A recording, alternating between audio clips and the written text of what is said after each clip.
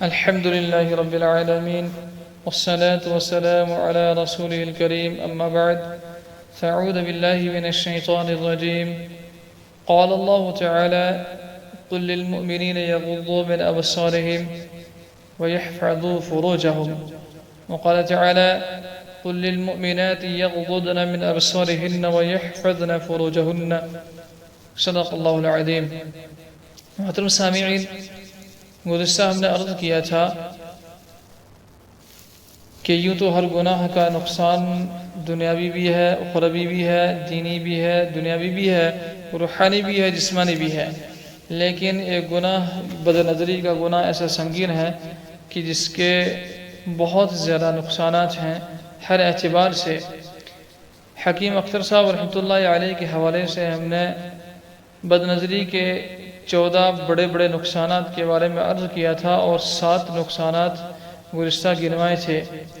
تو 8واں بڑا نقصان بد نظری کا یہ ہے کہ بد نظری کرنے والا سرعت انسال کا شکار بن جاتا ہے۔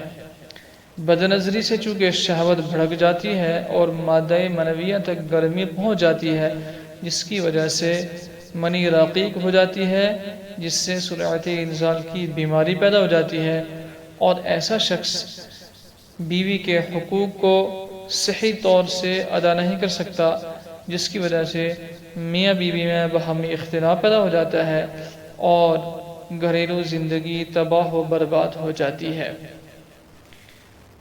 9واں بڑا نقصان بد نظری کا یہ ہے کہ بد نظری کرنے والا ناشکری کے وبال میں مبتلا ہو جاتا ہے۔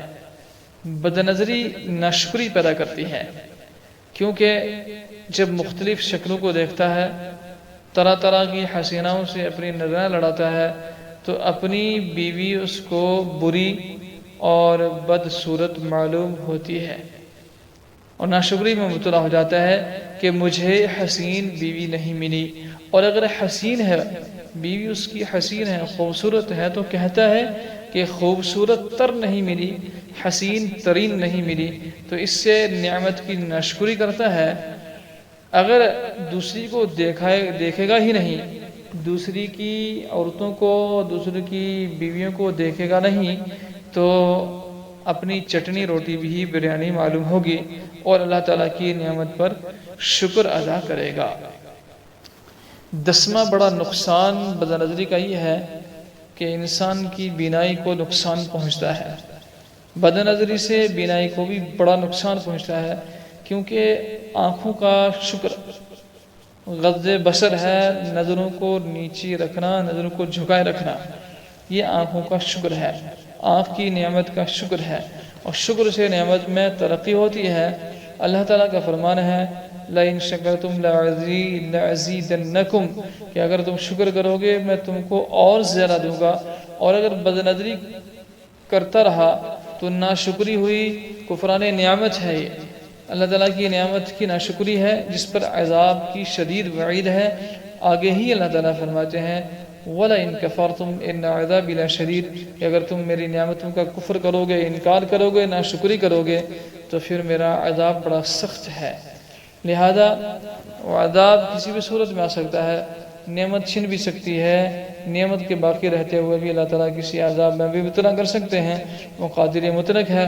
لہذا بینائی بھی انسان کی سلب ہو سکتی ہے، اس کو نقصان پہنچ سکتا ہے اور پہنچتا ہی ہے۔ 11واں بڑا نقصان یہ ہے کہ دل ستیہ ناس ہو جاتا ہے، دل کا ستیہ ناس ہو جاتا ہے۔ حفاظت نظر کا سب سے بڑا انعام اللہ تعالیٰ کا قرب اور معیت خاصہ ہے۔ کہا کسی نے کہ لیلہ سے نظر بچانا سبب حصول مولا ہے، کہ اگر انسان عشق مجازی سے اور مخلوق کے عشق سے، محبت سے اپنی نظروں کی حفاظت کرے گا تو مولا کا عشق اور مولا کی محبت نصیب ہوگی، ورنہ یہ آنکھیں سینکنے کی وجہ سے، بد نظری کرنے کی وجہ سے مخلوقات کی محبت میں پھنس کر اس کے عشق میں سرگردہ رہے گا اور انسان کا دل تباہ ہو جائے گا۔ 12واں نقصان بد نظری کا یہ ہے کہ دل کا مرض انجائنا بن جاتا ہے۔ بد نظری سے دل میں انجائنا ہو جاتا ہے، کیونکہ یہ بد نظری سے دل کشمکش میں پڑ جاتا ہے، حسن اپنی طرف کش کرتا ہے اور اللہ کا خوف مکش کرتا ہے۔ اس کشمکش سے انجائنا ہو جاتا ہے، کیونکہ کشمکش سے دل کا سائز بڑھ جاتا ہے۔ اگر نظر کی حفاظت کرتا رہا تو یہ کشمکش نہ ہوتی اور انجائنا نہ ہوتا۔ 13واں بڑا نقصان بد نظری کا یہ ہے کہ شرمگاہ محفوظ نہیں رہتی۔ بد نظری سے شہوت بھڑک جاتی ہے۔